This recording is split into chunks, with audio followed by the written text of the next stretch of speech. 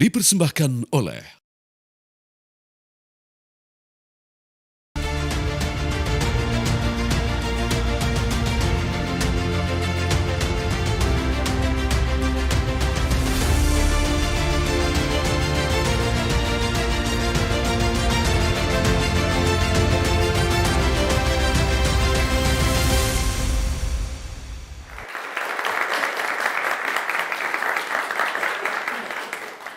Halo, selamat malam pemirsa Catatan Demokrasi hadir menjumpai Anda selama 1,5 jam ke depan. Kalau kita sudah menyimak dari filler yang Anda saksikan tadi pemirsa, kita ketahui bahwa sepanjang hari kemarin dari kira-kira sekitar pukul 10 pagi sampai dengan maghrib, ini hakim di Mahkamah Konstitusi menyampaikan hasil persidangan.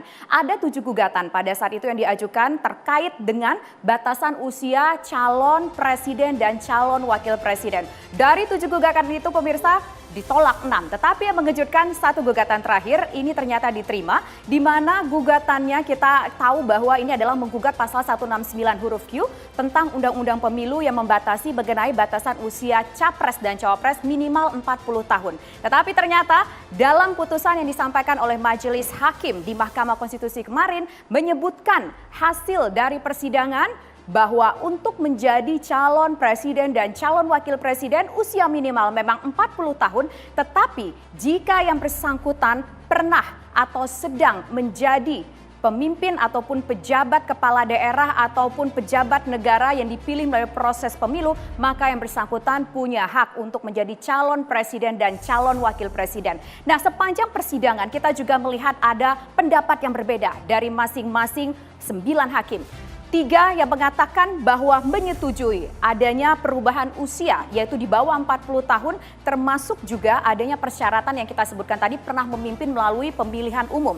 Kemudian ada 2 hakim yang menyatakan concurring opinion. Kemudian ada 4 hakim yang menyatakan dissenting opinion atau tidak setuju. Nah, suara dari masyarakat pun beragam. Ada yang kontra dengan keputusan dari Mahkamah Konstitusi ini, kemudian juga ada yang pro dengan keputusan Mahkamah Konstitusi ini. Dan malam hari ini kami hadir dengan judul yang kami angkat pada malam hari ini itu heboh putusan MK, kenapa banyak yang protes. Dan saat ini kami juga tentu di studio kami sudah bersama dengan teman-teman dari Universitas UIN dan juga dari IKJ. Boleh tepuk tangannya dulu untuk teman-teman. Calon pemimpin bangsa ini sudah hadir di sini dan juga akan menyimak bagaimana diskusi dari beberapa pihak yang pro, kemudian dari beberapa pihak yang kontra akan keputusan dari MK ini. Dan langsung saja saya perkenalkan siapa saja malam ini narasumber kita. Saya perkenalkan yang pertama dari pihak yang pro terlebih dahulu ya, ada Bang Riza Patria. Selamat malam Bang Riza. Bang Riza ini merupakan politikus dari Gerindra, kemudian juga ada Bang Panel Barus dari Projo. Selamat malam Bang Panel Barus. Dan juga ada Bang Noel Immanuel Benezer dari Joman. Selamat malam Bang Noel. Kemudian kita perkenalkan dari narasumber kita ada yang 3 yang kontra, yaitu ada Bang Ferry Amsyari merupakan pakar hukum tata negara. Selamat malam Bang Ferry. Kemudian juga ada Bang Faisal Assegaf selaku kritikus politik. Dan juga ada Bang Ruth Sitompul dari PDIP. Selain itu, kami juga saat ini akan nanti mendengar suara dari mahasiswa, tepatnya dari mahasiswa BEM UI. Kita cek apakah sekarang sudah tersambung dari mahasiswa BEM UI, yaitu ada Daniel Winarta. Halo, selamat malam Daniel Winarta. Ya, selamat malam Mbak Tisa. Ya, nanti kamu akan saya minta ya suaranya gimana soal keputusan MK kemarin sudah kita simak dan kita dengarkan bersama-sama. Baik, tanpa berpanjang-panjang lebar lagi, saya mau ke Bang Faisal terlebih dahulu yang tampaknya cukup keras nih. Ya, langsung lempar-lempar nih, enggak dong. Di luar kita dengar cukup keras, di Catatan Demokrasi kita juga pengen dengar suaranya soal putusan MK kemarin. Bang Faisal. Ya, terima kasih. Selamat malam. Saya kira ini satu gempa politik yang bukan berdiri secara tunggal, tapi sebelumnya ada ledakan-ledakan lain yang memang melibatkan putra presiden. Kita dihebohkan oleh sajian cepat pengangkatan Kaisang sebagai ketua PSI, kemudian sekarang kakaknya diberikan peluang karpet merah oleh Mahkamah Konstitusi sebagai calon wakil presiden untuk mendampingi Prabowo Subianto. Keputusan yang terjadi di MK ini sulit untuk menghindari nama Gibran, sehingga semua bersepakat kalau tidak ada variabel Gibran maka tidak ada perbincangan. keputusan apapun dibuat di Mahkamah Konstitusi berjalan biasa saja. Tapi ada injeksi, ada karpet merah, ada sesuatu yang spesial kehadiran putra presiden yang hampir sejak naik sebagai wali kota Solo. Saya membaca di BBC, memang memprediksi Gibran akan disiapkan untuk masuk di pemilihan presiden 2024. Dan hari ini terbukti, perbincangan itu makin ramai. Putra Presiden Jokowi ini mulai disurvei, angka-angkanya sudah semakin mulai direkayasa dari 3% menuju ke 15 kalau nggak salah per hari ini saya baca.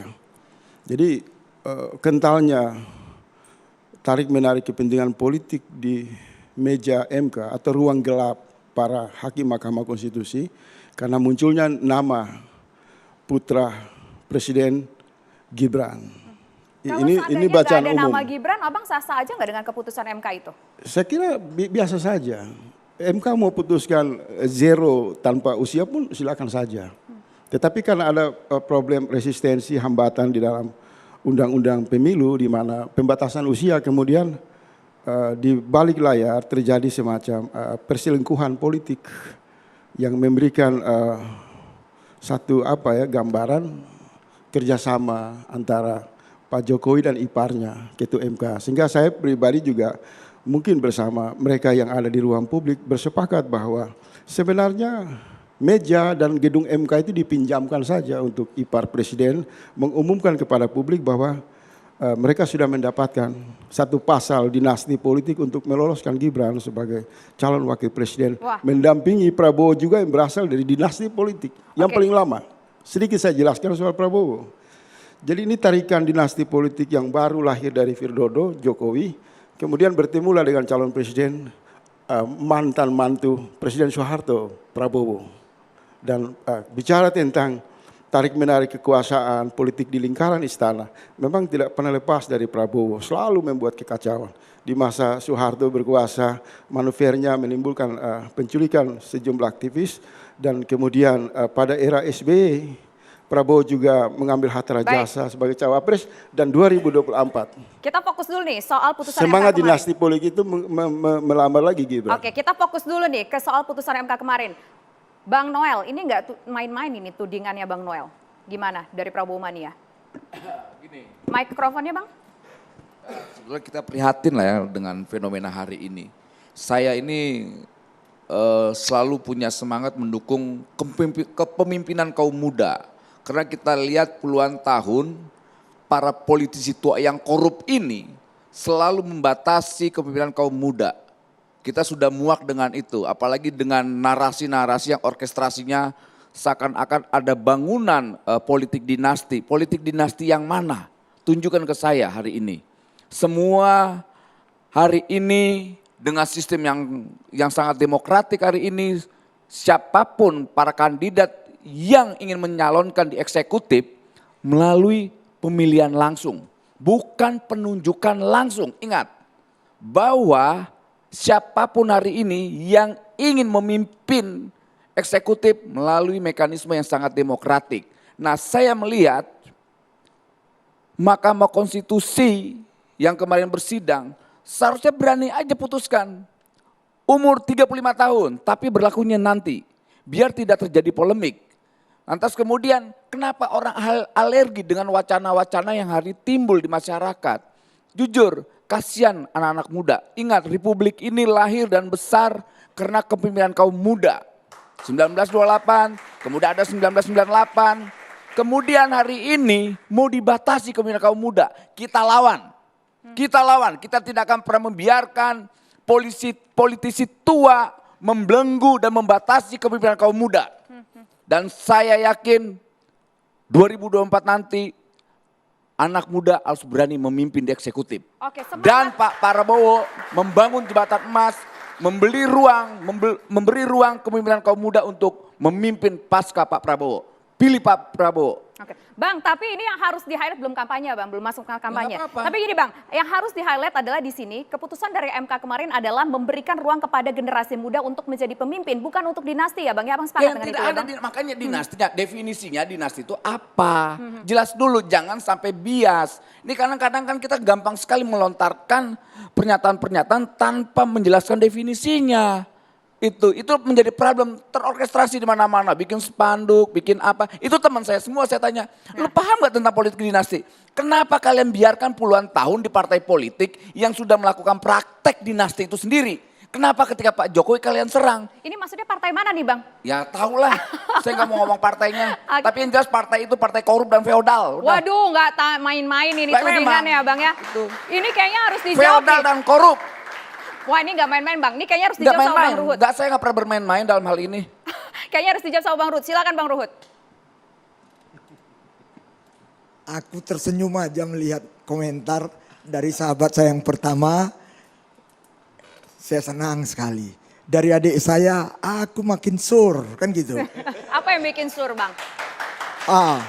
Pertanyaan pembawa acara itu membuat aku semakin sur lagi. Waduh, ini harus dikasih tahu Ya, kenapa, kenapa? alasannya. Memang PDI Perjuangan kader-kadernya hebat-hebat. Kader muda Gibran jadi rebutan semua orang. Itu kader kami loh, PDI Perjuangan. Pak Joko Widodo sukses 2 periode. Hebat kan? Ya, banyak hasil yang beliau lakukan. Tapi kedua kader kami ini masih tetap tegak lurus kepada Ibu Megawati Soekarno Putri. Profesor Dr. Haja. Ya. Jadi yang rame-rame ini saya sebagai kader Ibu Mega, kami PDI Perjuangan selalu diingatkan. Ini tahun politik. Kita mau pesta demokrasi. Pemilihan presiden dan legislatif. Biarlah hiruk pikuk di luar itu. Tapi kader-kaderku turun ke bawah, turun ke akar rumput. Sebagai seorang marhaen kalian rebut menangkan hati rakyat. Bagaimana kita bisa mendapatkan orang boleh ngomong apa. Kami hanya memohon kepada Tuhan kemenangan hat-trick. Insya Allah akan terjadi. Oke, baik. Tapi gini, oke lah, optimis itu boleh, Bang ya. Tapi bagaimana suara di PDI sendiri Ya, menanggapi gimana soal Mbak putusan bilang MK? optimis boleh. Gimana Iya, nggak optimis? Baru kami partai yang menang berturut-turut 2 kali. Sekarang target kami 3 kali. Jadi bukan optimis. Itu doa kami. Semoga didukung seluruh rakyat Indonesia. Tapi dengan putusan MK masih optimis nggak? Oh, tetap optimis. Hormati itu putusan MK loh. Suara di dalam PDI sendiri bagaimana menanggapi soal putusan MK kemarin, Bang Ruhut? Kami tenang-tenang aja. Lihat kemarin waktu deklarasi Projo. Keren nggak Pak Joko Widodo? Orang mau bilang apa, dia tetap kader kami. Tetap tegak lurus. Dia katakan apa? Tapi ngomong-ngomong gini, oke Gibran merupakan kader dari PDIP. Kabarnya Gibran dan Ibu Mega akan bertemukah hari ini? Saya mau konfirmasi itu dulu. Hari ini atau besok? Kira-kira apa yang akan dibincangkan? Karena Mbak mula-mula bilang tadi hari ini. Hari ini belum ada dong, ini udah malam. Jadi insya Allah besok. Nah, apakah itu akan membahas soal apa? Apakah akan tegak lurus tetap di PDIP atau jangan-jangan akan pindah ke yang lain? Oh, Ibu Mega itu jujur saja kami semua mau presiden kadernya, mau gubernur, ya, mau kami semuanya. Kalau udah Ibu Mega ngomong, memang kami sangat patuh, loyal kepada beliau. Itu. Tapi gini, oke kita penasaran juga besok akan bertemu begitu ya. Terus besok gosip-gosipnya nih di luar kan gosip itu harus dikonfirmasi ya Bang ya. Biar nggak jadi gibah ya Bang ya. Nah ada katanya besok akan ada kejutan. Prabowo akan bersanding dengan, maksud saya Ganjar akan bersanding dengan siapa? Jujur aja kalau kami ya mengenai Ganjar dengan siapa, kami menunggu Ibu Mega dan kawan-kawan koalisi. Inisialnya M benar. Inisialnya M benar. Kami jujur saja, kami semua, Pak Joko Widodo saja tegas mengatakan, ojo gerasa kerusuk, ojo kesusu, jangan buru-buru. Kami tunggu aja apa yang dikatakan oleh pimpinan-pimpinan ketua umum partai itu. Kami nggak mau mendahului. Jadi Mbak mau ngomong apa, kita tunggu. Sabar duduk di boncengan. Aduh. Bang, nanti tapi gini Bang, belum terjawab. Saya tuh masih pengen tahu sebetulnya sikap dari PDIP atas putusan mahkamah itu apa sih? Iya, udah terjadi kita mau bilang apa lagi, hormati. Kecewa. Kita negara hukum. Oke, negara hukum hormat tapi kecewa. Saya selalu mengatakan orang bilang, panas ya bang? Enggak, tapi kami diajarkan, hati boleh panas, kepala tetap dingin. Kan itu aja. Intinya gitu, hati panas, kepala dingin. Nanti kita akan dengar dari suara Bang Riza ya. Usai jeda berikut pemirsa kami kembali sesaat lagi. Gerindra termasuk salah satu partai yang menyambut positif putusan MK ini ya Bang ya. Tanggapan Anda Bang, apakah kira-kira ini artinya Gibran akan pasti menjadi wakilnya Prabowo Subianto? Yang pertama tentu kita sebagai... Boleh pakai mikrofon ya Bang? Yang pertama kita sebagai warga negara dan partai politik harus patuh dan taat pada Undang Dasar 45, pada undang-undang dan berbagai regulasi yang dilahirkan oleh pemerintah mewakili negara Indonesia. Itu yang pertama. Yang kedua, apapun yang menjadi keputusan MK, apakah kita setuju, apakah tidak setuju, suka, tidak suka, setelah diputuskan, final and binding, selesai. Sekalipun mungkin setelah itu, para ahli, para pakar hukum masih berdebat, itulah dinamika bangsa kita yang sangat demokratis.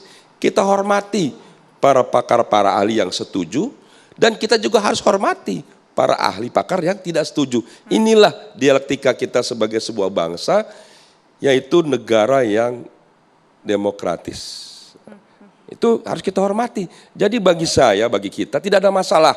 Ada yang setuju, ada yang tidak setuju. Kenapa kami dikelompokkan bagian yang setuju? Bukan karena Gibran, tapi karena kita ingin memberi kesempatan pada generasi muda, generasi milenial untuk tampil. Kita lihat di banyak negara, kalau soal umur umpamanya, di Amerika berapa? 30 tahun. Di Australia berapa? 35 tahun. Kenapa Indonesia 40? Ya mungkin waktu itu, waktu membuat kan merasa 40 tahun yang pas. Kita tertinggal berpikir bahwa generasi muda begitu cepat, sebagaimana kita tertinggal adanya perubahan globalisasi, tertinggal digitalisasi, tertinggal media sosial, banyak sekali kita tertinggal. Dan kita lupa para kaum tua ini, kaum pengambil kebijakan, regulasi, bahwa adik-adik kita, anak-anak kita begitu tumbuh dengan cepat. Kemampuannya luar biasa. Kita lihat di banyak negara, fund manager tuh bukan umur 40 lagi, umur 30 bahkan umur 20. Sudah memegang ya, perusahaan-perusahaan multinasional. Oke, kembali ke politik juga demikian. Gitu. Jadi ini bukan soal Gibran, soal hak konstitusi warga negara. Bagi saya bukan umur, tapi kesempatan yang sama. Saya setuju Bang Faisal, jangan masalah umur.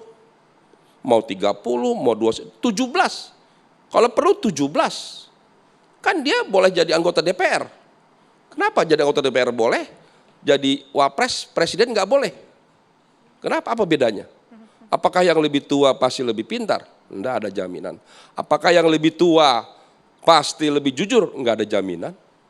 Bahkan mungkin, mohon maaf, ya, fakta membuktikan yang muda-muda jauh lebih baik, lebih jujur. Ya. Tapi dengan demikian bisa dikatakan nggak kalau sudah merasa pas, kapan kira-kira mau diumumin Bang? Loh ini bukan soal Gibran, jadi soal konstitusi. Ini dulu kita sepakati. Soal politik dinasti, saya ingin meluruskan. Politik dinasti itu kalau Pak Jokowi menunjuk Gibran menjadi PJ gubernur umpamanya. Nah, itu politik dinasti. Gitu loh. Tapi gini lah Bang, oke lah. Ya kan, itu soal politik dinasti. Soal politik dinasti, saya belajar sama Mas Hasto, sama Mbak Puan. Ketika, ya ingat ya, ketika Gibran diusung menjadi calon wali kota Solo ketika itu, ada yang protes, banyak yang protes. Dan orang memperdebatkan, dianggap itu politik dinasti. Apa kata Mas Hasto, Mbak Puan? Loh, Gibran bukan ditunjuk jadi wali kota, bukan diangkat, dipilih. Dan ternyata dipilih dengan hasil yang luar biasa. Oke lah Bang. Hari ini kepuasan masyarakat Solo terhadap kinerja Gibran berapa? 92%. Mungkin ini yang tertinggi dan terbaik di Bang, seluruh Indonesia. tapi begini, Abang mengatakan ini bukan soal Gibran, tapi soal kesempatan generasi muda punya hak yang sama untuk dipilih, bukan hanya hak untuk memilih. Kalaulah memang soal itu, kapan dong Pak Prabowo mengumumkan? Katanya hari ini, katanya malam ini, atau gimana Bang? Kapan Bang? Oke, jadi kita sudah selesai konstitusi. Kita selesai soal politik dinasti, tidak ada politik dinasti. Yang ketiga, soal kesempatan Gibran. Saya sudah sampaikan, Pak Prabowo sudah sampaikan, dan kami pimpinan Pak Dasko, Pak Muzani semua sudah sampaikan bahwa setiap partai politik punya kesempatan yang sama. Golkar mengusulkan Pak Erlangga Hartarto, bahkan ada Ridwan Kamil. Kemudian PAN mengusulkan Mas Erick Thohir, bahkan sempat ditambah Pak Muhadjir Effendi. Kemudian Pak Yusril, PBB sempat mengusulkan Prof. Yusril, bahkan ada kader PBB mengusul Mas Gibran. Di luar itu banyak relawan, ormas mengusulkan Mas Gibran, mengusulkan Pak Mahfud, mengusulkan Mbak Yeni, Demokrat mengusulkan Mbak Khofifah, dan banyak calon. Sampai hari ini silakan siapa saja, termasuk ormas, relawan, bahkan pribadi-pribadi, silakan sampaikan. Selama belum diputuskan silakan usulan. Tapi banyak pengamat yang menilai bahwa Gibran ini merupakan jalan tengah karena masing-masing partai politik punya jagoannya sendiri, biar adil udah dikasih ke Gibran. Apakah itu akan menjadi realisasi Bang, mengingat saya tidak ingin sudah berpendapat seperti sudah ketuk itu. palu MK-nya? Saya kader partai Gerindra yang kebetulan capresnya Pak Prabowo. Tidak bijak kalau saya bicara, itu biarlah pengamat. Ya. Pengamat menyampaikan Golkar punya calon, PAN punya calon, Demokrat punya calon, PBB punya semua calon. Kalau calon Golkar diambil nanti bagaimana PAN, bagaimana PBB, bagaimana Demokrat, begitu seterusnya. Kemudian ada yang berpikir ambil jalan tengah Gibran. Itu pengamat. Jangan kami partai politik. Ya, kami ingin menempatkan semua, Bapak Prabowo menempatkan semua calon-calon itu punya kesempatan yang sama. Semua calon baik, semua calon potensial. Dan semua calon tidak hanya punya kesempatan dapat menjadi calon Pak Prabowo, tapi juga punya kesempatan untuk menang di Pilpres 2024. Kesempatan Gibran berapa persen Bang? Kalau ada 1-100 kesempatannya berapa persen Jangan, Bang? saya nggak boleh nyebut angka. Itu namanya saya sudah berpihak ya. Saya pribadi sekalipun mendukung kepemimpinan muda, tapi dalam hal ini kita beri kesempatan ya, supaya para pengambil kebijakan, Bapak Prabowo dan seluruh pimpinan partai politik untuk memusyawarahkan dan memutuskan yang terbaik dari semua. Jadi saya kira kita harus bijak ya. Kita tidak ingin mendahului, masing-masing pribadi boleh saja, teman-teman mahasiswa boleh mendukung Mas Gibran karena muda, karena pinter, karena berprestasi, silakan. Tapi dalam hal ini saya pribadi memberi kesempatan seluas-luasnya pada pimpinan partai politik untuk menentukan. Oke. Kalau Noel ini relawan boleh. Nah, kalau panel Barus relawan boleh menunjuk berpihak. Kalau saya kader partai usulan ya, kalau saya kader partai harus memberi kesempatan yang sama. Sebagaimana Pak Prabowo selalu menjadi orang yang baik, bijak dan demokratis, memberi kesempatan yang sama semuanya. Oke, baik. Nah, sekarang kita balik nih, kita tarik ke masalah konstitusinya. Saya ingin ke Bang Ferry. Bang Ferry, tadi di awal acara kita juga sudah sempat menyimak ada statement yang disampaikan salah satu hakim, yaitu Pak Saldi Isra, mengatakan ini merupakan persidangan yang bisa dikatakan cukup aneh sepanjang saya pernah menjadi hakim konstitusi. 6,5 tahun saya menjadi hakim konstitusi.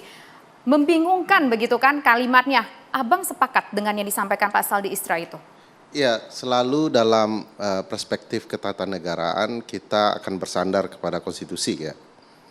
Pada prinsipnya dalam pokok persoalan ini sandarannya pasal 6 ayat 2. Syarat-syarat menjadi calon presiden diatur lebih lanjut dengan undang-undang. Pembentuk undang-undang kita sudah mengaturnya, yaitu DPR dan pemerintah. Kalau ditelusuri memori Van Toelichting, risalah pembentukan undang-undang pemilu, clear. Pasal 40 itu Gerindra sepakat, PDIP sepakat, P3 sepakat. Bahwa itu adalah open legal policy, kebijakan hukum terbuka untuk diatur oleh pembuat undang-undang. Jadi kalau mau mengubahnya, ubah dengan undang-undang. Dan begitulah tradisi putusan Mahkamah Konstitusi selama ini Bang Reza. Jadi aneh kalau kemudian kita tidak bersandar kepada apa yang ditentukan konstitusi dan dijalankan oleh pembentuk undang-undang. Harus diakui, ya. Ini silakan kalau mau bantah enggak apa-apa juga. Harus diakui, persidangan kemarin jauh dari nilai-nilai konstitusional. Satu, Ketua MK adalah pamannya Mas Gibran. Kedua, pemohon, ketua partai yang memohonkan kebetulan diketuai oleh adik Mas Gibran. Tapi kan yang itu nggak diterima, Pemohon Bang yang Ferry. dikabulkan dalam permohonan jelas-jelas menyebutkan saya fans berat Mas Gibran. Termohon pihak pemerintah adalah pemerintahan ayahnya Mas Gibran. Sidang kemarin semua adalah representasi Mas Gibran. Bagi saya Ketua MK sebagaimana ditentukan Undang-Undang Kekuasaan Kehakiman mestinya mengundurkan diri karena ada keterkaitan. Bahkan kalau kita silau ketentuan Undang-Undang Nomor 28 tahun 99 tentang penyelenggara negara yang bersih dan bebas dari korupsi, kolusi, dan nepotisme. Nah ini senior-senior saya ini yang merekayasa semua agar undang-undang itu ada di era reformasi. Apa itu nepotis? Kewajibannya menurut Undang-Undang 28, orang yang punya pertalian saudara dalam penyelenggaraan pemerintahan, yang kemudian dapat mempengaruhi putusannya, harus wajib mengundurkan diri. Oke. Nah, hebatnya ini di perkara ini coba simak, 3 putusan pertama, Ketua Mahkamah Konstitusi mundur, tidak ikut memutus. Apa alasannya? Konflik kepentingan, ada relasi kekeluargaannya. Mau tidak mau dia harus menghindar. Tapi di putusan 90, putusan keempat, dia masuk lagi. Apakah di putusan 90 hilang relasi konflik kepentingannya? Padahal disebut langsung ini berkaitan dengan kepentingan Mas Gibran. Mereka ingin agar Mas Gibran bisa menjadi calon.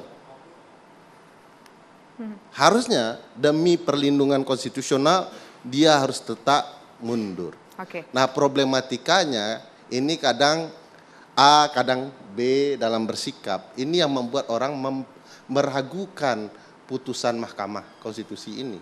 Belum lagi kalau kita lihat lagi dalam perkara ini bahkan disampaikan oleh Yang Mulia Arief Hidayat ya, bahwa perkara 90 ini orangnya sudah menarik perkara. Biasanya di MK, beliau berperkara di MK, beliau juga sering mondar-mandir karena partainya pasti sering ke MK.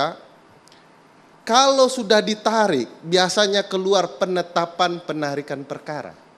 Hebatnya untuk kasus ini, setelah ditarik boleh balik lagi. Tidak lumrah di Mahkamah Konstitusi. Oke. Itu catatan-catatan dari Bang Ferry. Ya. Tapi terlepas dari catatan-catatan yang Bang Ferry nilai aneh tadi, menurut Bang Ferry, apakah dengan sudah ketuk palunya putusan Mahkamah Konstitusi kemarin, ini bisa berlaku sekarang atau berlakunya nanti? Nah, setelah ini 2024. Saya jelaskan ini jadi jalan penting agar PDIP punya sikap yang terang. Putusan MK menurut pasal 24C Undang-Undang Dasar 1945, pasal 10 Undang-Undang Mahkamah Konstitusi sifatnya final and binding. Sebagai warga negara, sebagaimana disampaikan oleh Bang Riza tadi, kita wajib patuh. Tapi bukan tidak boleh mengkritiknya. Berarti langsung berlaku dong? Ya, berlaku. Nah, ini catatan. Perlu disimak dan dibaca baik-baik putusan 90. Ada 2 kelompok hakim. Satu minoritas yang disenting, Ya. satu lagi yang mayoritas yang menjadi putusan pokok. 5 ini ternyata kalau dibaca juga split jadi 2. 3 sepenuhnya menyatakan orang yang di bawah usia 40 tahun boleh menjadi calon presiden dan wakil presiden ya, sepanjang mereka pernah dan sedang ya, menjadi pejabat yang elected official, pejabat yang terpilih melalui pemilu ataupun pilkada ya. Itu 3 orang. 2 lagi bilang begini, mereka setuju orang yang berusia di bawah 40 tahun boleh menjadi calon presiden dan wakil presiden sepanjang mereka berpengalaman menjadi gubernur ansih, tidak ada yang lain, cuman gubernur. Jadi kalau dibaca yang mayoritas adalah yang sepakat di bawah usia 40 tahun hanyalah orang yang berpengalaman menjadi gubernur. Yang lainnya pecah. Ya. Nah, apa kaitannya dengan PDIP? Besok putusan ini tentu wajib diperbaiki oleh KPU dalam bentuk PKPU mereka. Mereka sudah buat PKPU. Jadi mereka harus menyesuaikan dengan putusan MK 90 PUU 21 Romawi tahun 2023. Oke. Agar usia itu ada frasa tambahannya. Nah, kemana setelah mereka memperbaiki? Mereka harus berkonsultasi ke Komisi 2. Yang kebetulan ketuanya adalah Partai Golkar dan anggotanya mayoritas PDIP. Nah, kita mau lihat PDIP sikapnya Bentar, kalau ada. frasanya apa? Sayangnya, ada sayangnya nih Sayangnya? Mbak. Sayangnya DPR sedang reses. Oh ya betul, DPR sedang reses, butuh waktu begitu ya. Bang, tapi gini, soal frasenya itu apakah frasa yang dari 3 yang concurring opinion tadi, atau frase yang memang diputuskan dalam putusan akhir mahkamah tadi? Hanya gubernur saja atau mereka pejabat yang pernah dipilih melalui pemilu? Ya, pertanyaan pintar. Di dalam amar putusan clear tidak ada perbedaan. Tapi putusan Mahkamah Konstitusi tidak bisa dibaca amar dan diktumnya saja. Harus dimengerti dari mana asal amar itu. Dan pertimbangan hakim perlu dibaca. Apa yang saya sebut itu berasal dari concurring opinion. Alasan berbeda terhadap tujuan yang sama dari putusan. Ya. Dan keduanya menjelaskan hanya gubernur di sana. Nah, sini menariknya. Menariknya apa? Nanti Menariknya- kita jawab, kita tahan menariknya dulu. mau saya- Usai jeda berikut pemirsa kami kembali. Tetaplah bersama kami.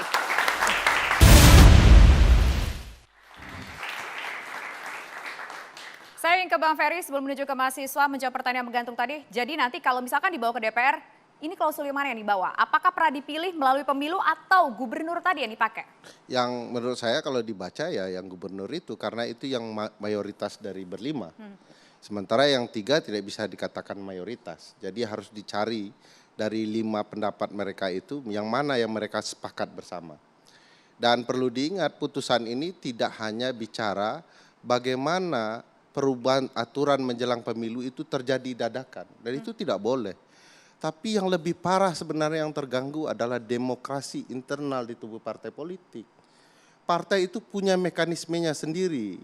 Di mana seorang kader bersitungkus lumus, susah-susah bekerja di partai untuk kemudian dapat kesempatan.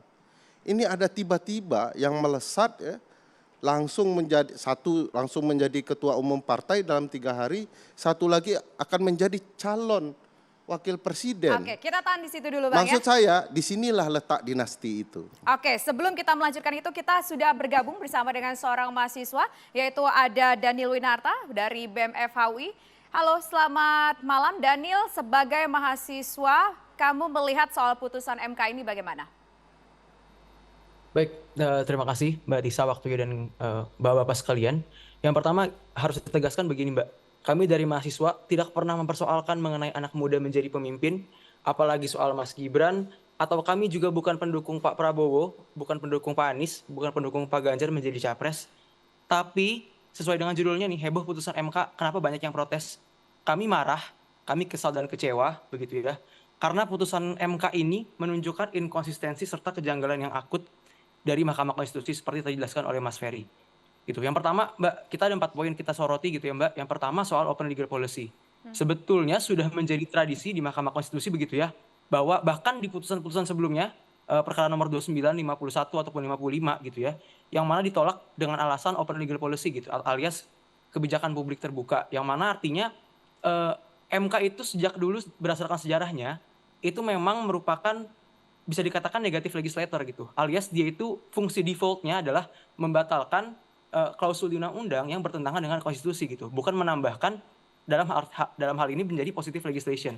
Oleh karena itu kami melihat tidak tepat putusan ini ketika mengabulkan permohonannya, sehingga ini inkonsisten dengan putusan-putusan sebelumnya. Yang kedua, kami juga menyoroti ada RPH yang aneh. Maksudnya adalah rapat permusyawaratan hakim seperti yang tadi Mas Ferry udah bilang, di 3 perkara awal soal pemilu ini, Bapak yang terhormat Anwar Usman tidak hadir dengan alasan ada konflik of interest. Tapi di putusan nomor 90 ini beliau hadir. Nah ini juga berkaitan dengan poin yang ketiga Mbak, soal konflik of interest gitu. Sudah jelas-jelas diatur dalam Undang-Undang Kekuasaan Kehakiman bahwa barang siapa yang memiliki kepentingan langsung ataupun tidak langsung dalam perkara ini wajib mengundurkan diri. Sebagaimana kita tahu bahkan di perkara ini dituliskan secara jelas legal standing dari pemohon adalah karena ia ingin seorang Gibran yang adalah keponakan dari Anwar Usman. Gitu. Yang ketiga Mbak, kita melihat adanya legal standing yang lemah begitu ya. Basis kerugiannya hanya pada kekaguman dari pemohon kepada Wali Kota Surakarta, Mas Gibran. Juga kerugiannya itu nggak berhubungan sama sekali dengan petitum dan alasan permohonan. Sehingga menurut kita, itu sudah ada presiden di MK bahwa ya legal standing itu kerugian konstitusional harus dialami langsung dan bersifat spesifik dan aktual. Oleh karena itu Mbak, kami melihat Mahkamah Konstitusi melalui putusan ini ya sudah inkonsisten dan sangat janggal serta bau amis begitu Mbak. Kami mencium syarat-syarat dengan kepentingan politik praktis. Oleh karena itu bahkan Pak Saldi sendiri yang berbicara gitu ya di dissenting opinionnya bahwa quo vadis Mahkamah Konstitusi seperti apa setelah keputusan ini. Gitu sih Mbak yang dapat kami sampaikan. Jadi kami mempertanyakan begitu. Oke, mahasiswa merasa kecewa dengan hasil putusan MK kemarin. Rencananya apakah akan ada aksi? Saya ingin konfirmasi soal itu. Apakah betul tanggal 20 besok akan turun ke jalan melakukan aksi? Betul Mbak, jadi per hari ini kami sedang melakukan konsolidasi bersama universitas-universitas di Jabodetabek, di Politeknik Negeri Jakarta saat ini juga sedang berlangsung.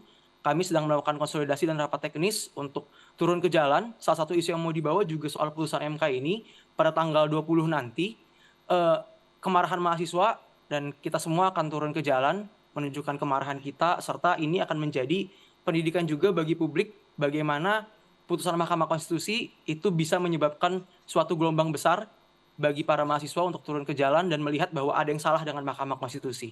Hanya mahasiswa saja atau mungkin akan ada elemen masyarakat lain juga akan turun ke jalan bersama dengan mahasiswa? Ya, baik Mbak, kami mengundang seluruh elemen masyarakat tentunya untuk turun bersama-sama, untuk mengawal konstitusi, untuk mengawal keadilan dan juga kita menolak adanya kepentingan-kepentingan dari siapapun untuk memasuki lembaga yudisial yang ada di Indonesia. Begitu Mbak. Nah kan kita tahu bahwa saat ini Pak Jokowi lagi berada di luar. Kemudian sebenarnya ini mau demonya demo kemana? Demo ke MK sidangnya sudah selesai. Demo ke DPR, DPR-nya lagi reses. Jadi mau kemana ini? Ditujukannya ke siapa? Betul Daniel. Mbak. Ya hari ini pula seperti saya sudah bilang sedang dilaksanakan rapat koordinasi serta konsolidasi dan rapat teknis lapangan gitu untuk memutuskan itu kemana nantinya. Silahkan ditunggu di publikasi-publikasi dari Instagram ataupun sosial media dari kawan-kawan mahasiswa. Oke, berarti belum tahu nih ya mau demonstrasinya di mana, lokasinya belum tahu nih ya di mana ya? Dan siapa yang akan didemo? Kami belum memutuskan Mbak, karena masih berlangsung sampai hari ini konsolidasinya. Tapi memang dibahas mengenai putusan ini pula dalam rencana salah satu tuntutan di aksi kami. Oke baik, Daniel terima kasih atas suara kamu. Saya ingin menuju ke Bang Panel Barus. Bang Panel Barus, ada rasa kecewa dari sejumlah pihak, terutama juga mahasiswa. Bagaimana Bang Barus? Ada rasa kecewa dari sejumlah pihak, termasuk juga mahasiswa akan melakukan aksi demonstrasi besar-besaran besok rencananya tanggal 20 meskipun masih dalam tahap konsolidasi. Anda melihat soal putusan MK ini bagaimana? Apakah ini sesuatu memang yang salah atau Anda merasa ini sah-sah aja karena ini memberikan ruang bagi generasi muda untuk menjadi pemimpin? Buat adik-adik mahasiswa, kalau masalah mau demonstrasi atau apapun kan biasa-biasa aja itu. Kita juga dulu waktu mahasiswa demo-demo aja. Gak ada masalah. Dan tidak ada larangan demonstrasi di negara kita ini. Yang penting tertib kan. Dan yang penting juga teman-teman mahasiswa, adik-adik mahasiswa tahu apa yang dibawa dalam demonstrasi itu. Itu yang pertama. Yang kedua, tadi di awal saya di blocking sebagai barisan duduknya ini sebagai pendukung putusan MK. Kami tidak dalam posisi itu. Oke. Ya. Kita tidak mau di blocking sebagai pendukung putusan MK. Karena sejak awal Projo jelas sikapnya. Mekanisme yang tersedia orang untuk uji materi di MK itu kan sah. Ada larangan enggak? Kalau ada larangan dibuang aja sistem itu. Ngapain dibikin? Iya kan? Larangan memang tidak Nggak ada. ada, itu mekanisme yang sah. Kami juga Projo tidak dalam posisi sebagai yang pemohon di sana, nggak ada. Kami menghargai hak setiap kelompok warga negara yang mau uji materi di MK itu sebagai satu upaya dari warga negara untuk memperbaiki konstitusi. Ini kan logika yang dibangun semua logika konspirasi semua. Kita dijejelin sama logika yang konspiratif. Jadi kalau menurut Sebentar Abang dulu, yang protes-protes itu konspirasi? Sebentar dulu. Itu mekanisme yang sah atau tidak gitu. Kalau itu mekanisme nggak benar nggak usah ada. Itu diperbolehkan kok, silakan. Gitu loh. Dan kami sejak awal posisinya tegas, kita akan menghormati dan mematuhi apapun putusan MK. Oke. Iya. Oke, mematuhi, menghormati putusan MK. Tapi di Iya. luar sana banyak suara-suara sumbang. Bang Ferry mengatakan tadi ini seharusnya soal hakimnya. Hakimnya ini ketika mengutus itu sebaiknya mundur, tidak usah menjadi hakim saja. Kemudian juga ada beberapa, tadi kita mendengar suara dari Pak Saldi Isra. selaku hakim. Pertanyaannya kalau Pak Anwar Usman bukan omnya Gibran, apakah tidak ada tuduhan yang konspiratif seperti ini? Oke, silakan Bang Tidak ada Faisal. juga. Silakan ditanggapin. Ya, ini ada diskusi yang rancu. Mestinya di awal kan kalau kita sepakati berbicara tentang mekanisme di internal pengambilan keputusan MK, maka kita fokus saja masalah hukum. Tapi yang dibicarakan heboh di ruang publik itu kan peristiwa politik. Ini menjadi menarik karena memang dibicarakan publik. Nah makanya saya bilang ada kerancuan di sini. Saya duduk dari tadi itu agak merenung. Sudah diputuskan, diperbolehkan. Gibran mau maju monggo, tidak maju monggo. Itu bukan urusan kita. Oke. Tapi Jangan, termasuk suara sebentar yang kontra. sebentar dulu. Saya dikasih sedikit tadi. Oke. Tadi saya marah lagi. Jadi menurut saya ada kejahatan yang dilakukan oleh Presiden Jokowi. Saya bicara sebagai warga negara yang dinyatakan bebas berbicara seperti itu. Apa kejahatannya? Secara moral, secara etika dia sadar bahwa dia punya pengaruh yang bisa berdampak kepada anak, istri, teman, dan lain-lain. Pengaruhnya kepada iparnya, kepada mantunya. Pengaruh. Kemudian orang mengatakan apa definisi pengaruh itu? Dinasti politik, nepotisme, korupsi, kolusi, main mata, selingkuh, dan lain-lain. Pengaruh.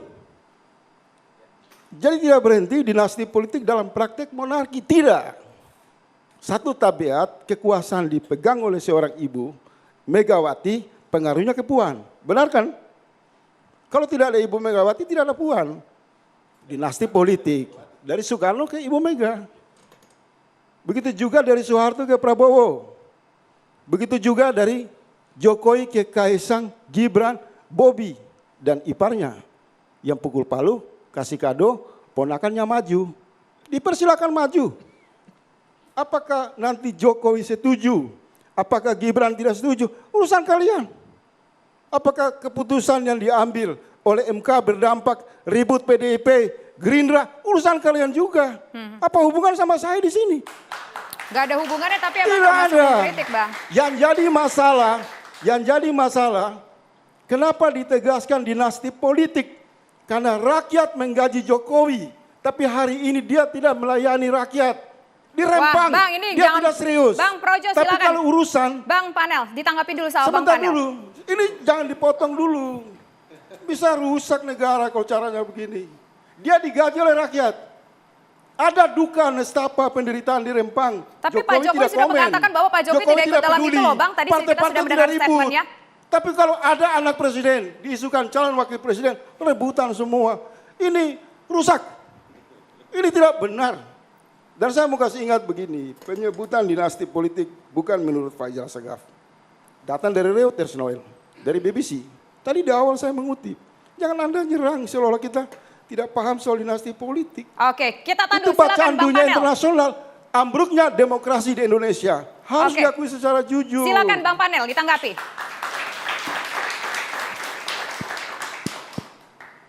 Iya, saya setuju tadi.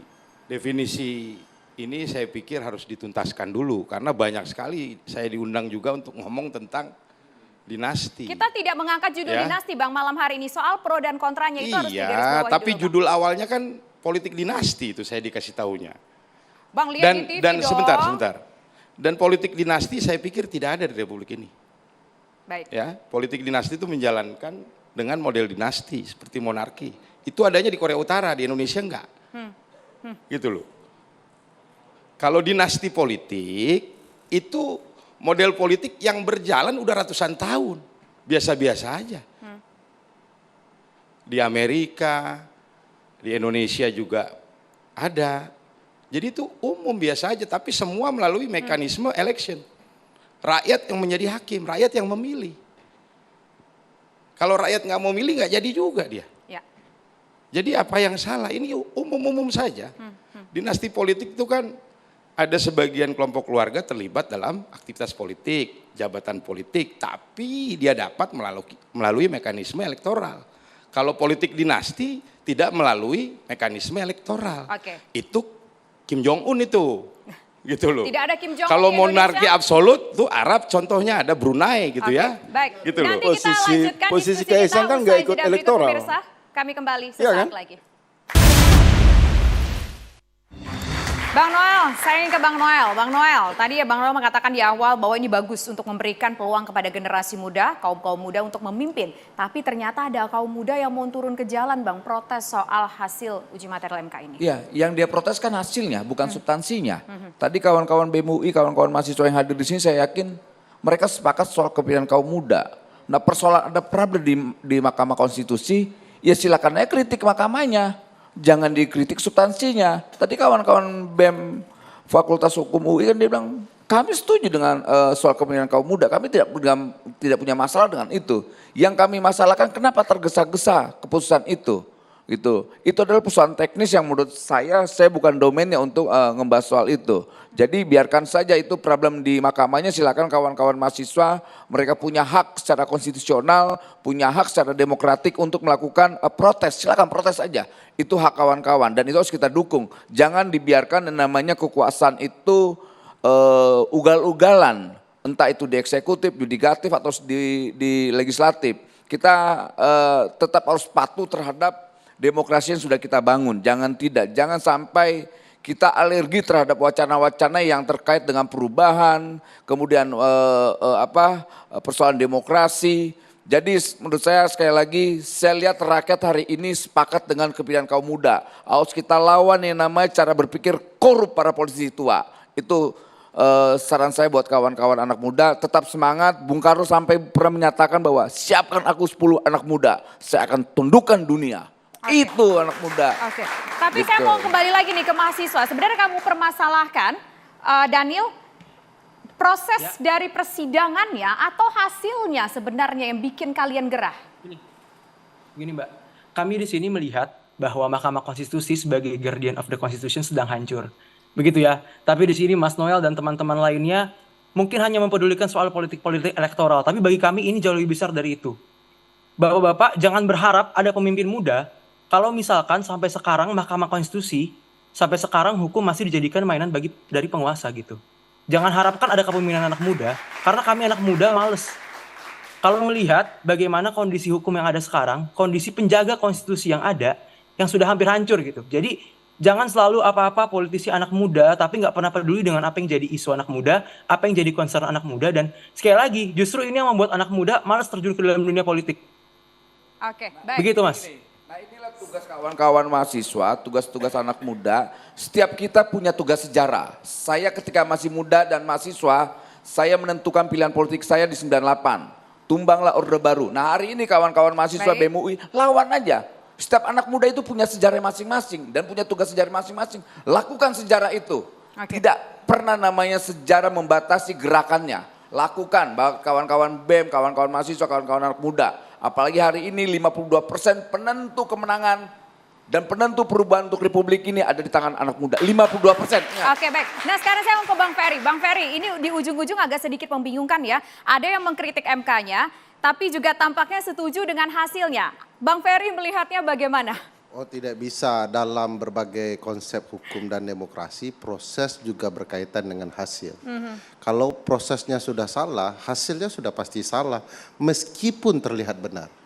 Jadi harus kita baca putusan MK ini, labirin relasi kekeluargaannya luar biasa, dan akibatnya putusannya juga harus dinyatakan ini ada kepentingan keluarga di dalamnya.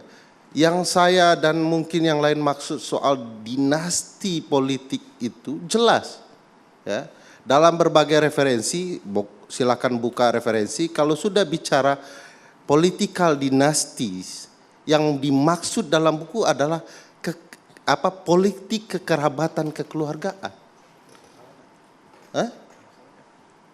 Iya, masalahnya besar karena itu bukan pilihan kita. Bang, tapi Jadi kan dipilih diceritakan oleh dalam proses buku itu adalah kalau memberi ruang-ruang lebih banyak untuk kepentingan keluarga daripada kepentingan umum, itu salah. Yang kita permasalahkan, tunggu dulu. Sebentar Bang Noel, kita dengar dulu. Silakan Bang Keluarga Ferry. istana Yang pasti. nyimpang. Yang mana Keluarga keluarga yang istana. mana? Biar kita tahu. Baik itu Gibran, Kaisang, Bobi, semua Kepentingannya ada. apa? Penting sekali bagi demokrasi. Saya mau jelaskan.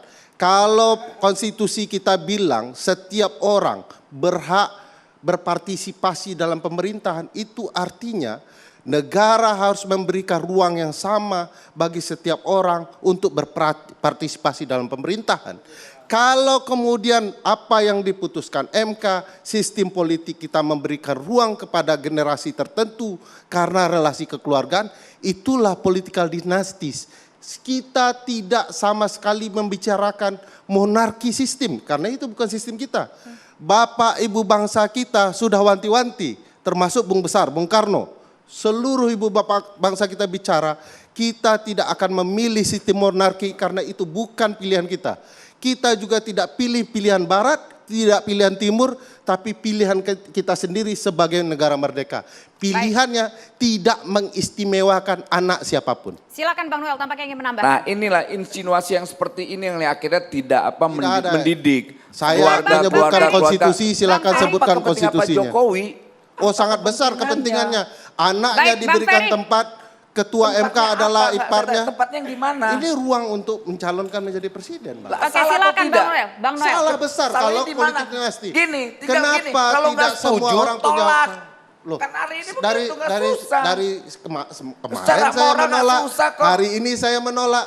Yang aneh adalah Problemnya apa? orang-orang demokratis bicara demokrasi dikaitkan dengan reformasi, tapi tidak bicara tegas soal penolakan regenerasi yang sifatnya dinasti. Bung, justru kita Sebentar, menolak kita yang dengar namanya Noel. dinasti politik. Noel, saya Tapi kasih kenapa jalan diam tengah. ketika Sebentar, ada Bang. praktek politik dinasti yang sudah berlaku puluhan tahun di partai politik pada diam. Tapi ketika Pak Jokowi melakukan hal ini, itu Kita menjadi sasaran menolak Oke, tembak. kita dinasti mau dengar partai suara Bang politik Luhut dari dulu deh. lama, Bang. Kenapa persoalan Rempang pada diam, persoalan anak Pak Jokowi Baik, pada Bang, diam? Bang, ini Saya semakin mau kasih melebar. jalan Ini tengah. semakin melebar. Kita Gini, fokus gini. dulu ini soal pro dan kontranya. Saya 1 menit aja. Itu. 30 second. Saya mau ambil yang menyangkut pemuda tadi. Kita ini hipokrit sebenarnya. Kalau bicara untuk memperjuangkan aspirasi kaum muda, perjuangkan Iya. presidensial threshold 20% itu dihapus. Nah itu sepakat. Nah itu, Iya kan? itu kayak begitu substansi itu. Berarti yang MK setuju. memutuskan sesuatu yang benar-benar untuk menghapus diskriminasi. Jadi ada kerancuan. Jadi kita kembali ke pokok masalah supaya jangan kita terjebak. Ya. Memang lembaga ini menjadi sorotan serius hari ini MK. Bisa saja ini adu domba yang dilakukan dari kelompok mana kita tidak tahu. Iya. Bisa merugikan Presiden Jokowi, bisa merugikan partai Nah. politik, bisa merugikan semua yang berbincang di sini. Menurut saya, Oke, dihapus Bang Luhut. saja. Kalau Baik, memang Bang sudah Luhut. bikin rumit, hapus. Hapus Oke. MK aja. Kalau Oke, soal baik. Bang ambang Ferry, kita batas tahan itu, dulu, kita dengar suara Bang sebentar Luhut Pak, dulu. kalau soal ambang batas pencalonan presiden itu putusan MK bilang open legal policy. Oh gitu ya? Oke, baik. Bang Ruhut, silakan Bang Ruhut, komentar Anda. Terima kasih Mbak. Apa yang dikatakan adik kita BEM FHUI itu benar. Awal beliau kan mengatakan, semua masalah ini kan yang bikin kita juga berdebat karena caranya. Kuncinya di situ kok. Ini adik kita BEM FHUI ini baik sekali, hebat. Saya bangga lihat FHUI. Ya, caranya ini yang buat, ya. Dan saya di satu TV tadi, wah, abang panas dong kalau begitu. Saya nggak panas. Yang saya lihat semua yang panas. Tapi saya mohon tetap kepala kita harus dingin. Ya, seperti BEM FHUI mengajak semua mau demo besok juga tolong. Ya, kita suasana ini udahlah. Ada persoalan, sekarang ini kan ada persoalan nih. Ya bagaimana kita bikin menjadi minimalis. Udah itu kita hilangkan. Kita memasuki pesta demokrasi kok. Ya. Di sini saya bukan membanggakan ketua umum saya, ya, Profesor Dr. Megawati Soekarno Putri, Haja, ya, Haja.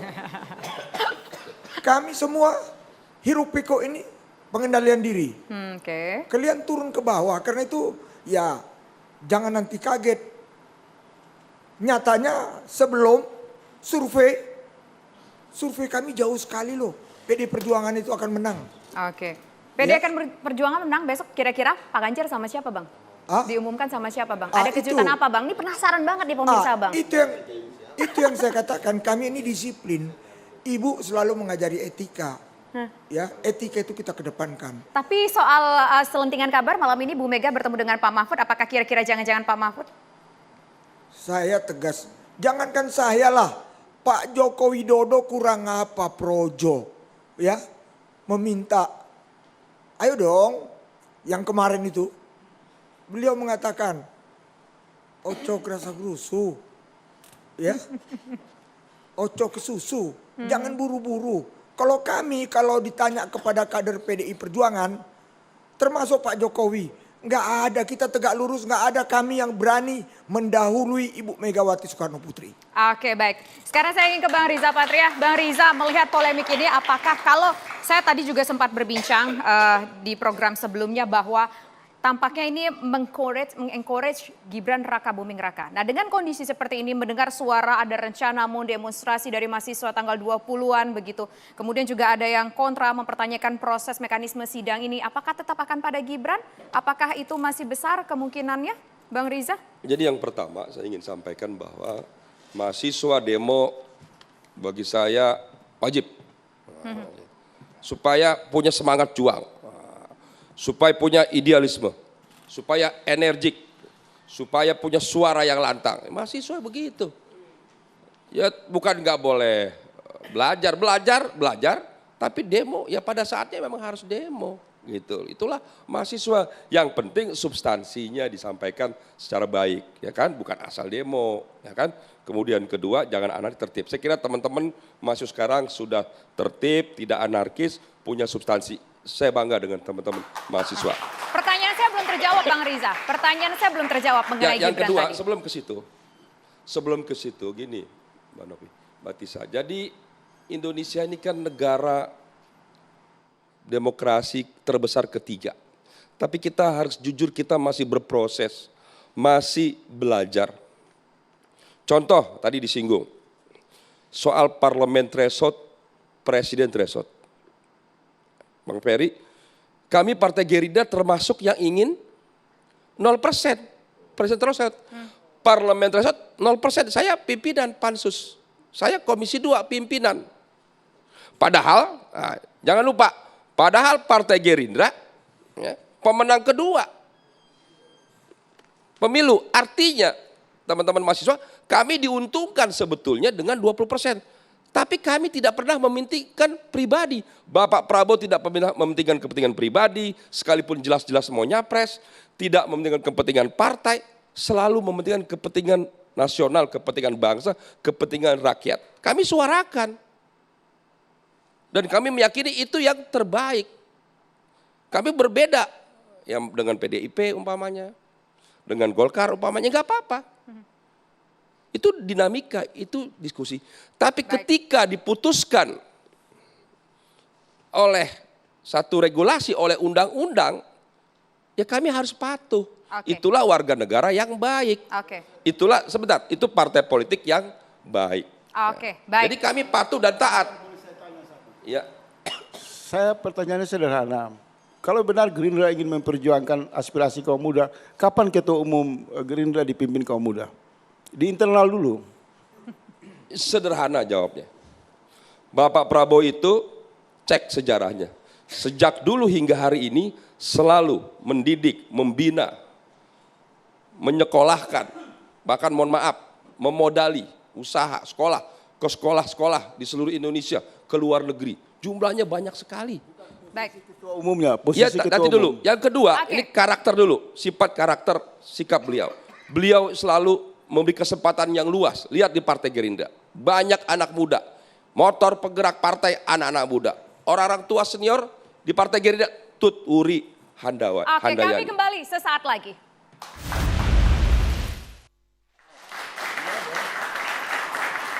Pemirsa, masing-masing dari kita memiliki pandangan yang berbeda mengenai hasil putusan dari MK ini, mengenai pro dan kontra. Ada setuju dengan apa yang dikeluarkan oleh MK mengenai batasan usia dari calon presiden dan calon wakil presiden. Ada juga yang kontra. Lantas bagaimana kemudian kita memantau soal perbedaan ini, melihat soal perbedaan ini? Langsung saja kami mengajak untuk bergabung yaitu Kiai Haji Sumarno Syafi'i. Silakan pesannya Pak Kiai. Assalamualaikum warahmatullahi wabarakatuh. Bismillah walhamdulillah wal khair wasyarri masyatillah. Summa salatu wassalamu ala rasulillah sayyidina Muhammad ibn Abdullah wa ala ali wa man tabi'ahu huda ila yaumil qiyamah.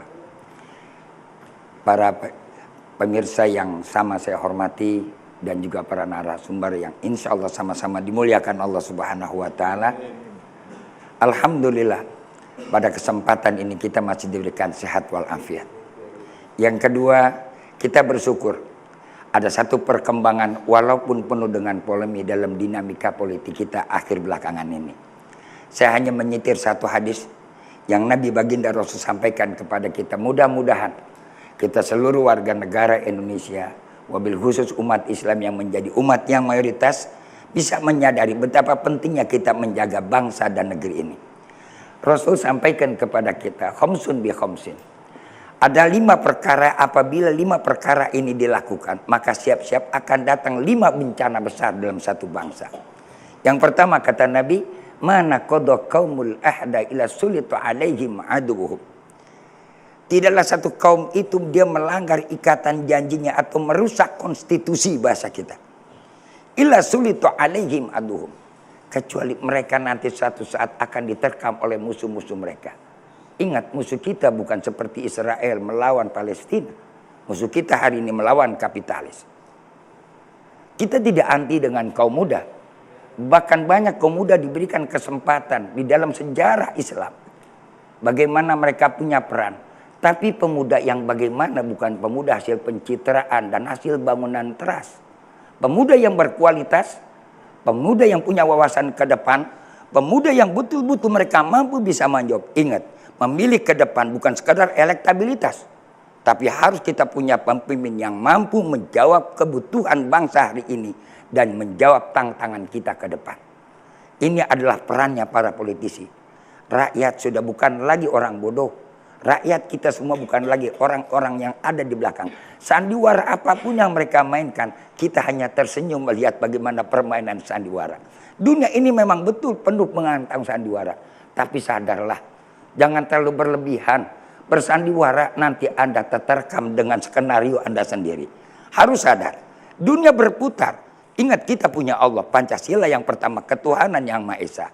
Jangan kita tutupi segala nilai kebenaran. Semuanya akan terungkap dan akan terbuka. Mudah-mudahan Allah Subhanahu wa ta'ala berikan kita hidayahnya. Dan semoga keputusan MK yang hari ini barangkali pahit dan juga ada yang manis. Ingat, ini adalah keputusan akan menjadi ujian buat siapapun yang akan nanti bisa memegangnya. Dan juga ujian buat Mas Gibran saya katakan. Sejauh mana loyalitasnya?